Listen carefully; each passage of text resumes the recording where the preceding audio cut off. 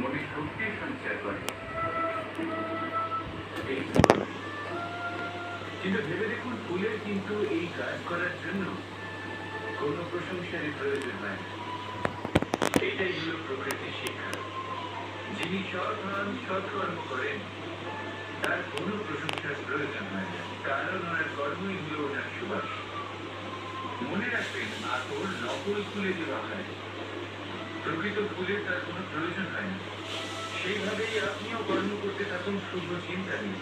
এই মনকে সবসময় শান্ত রাখুন, স্বচ্ছ রাখুন। যদি এরকম করেন, তাহলে আপনার কর্ম এমন সুবাস ছড়াবে যে আপনার জীবনে শুধু এবং শুধুমাত্র আনন্দই থাকবে।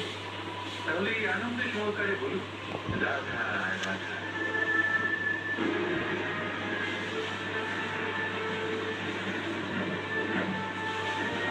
আচ্ছা,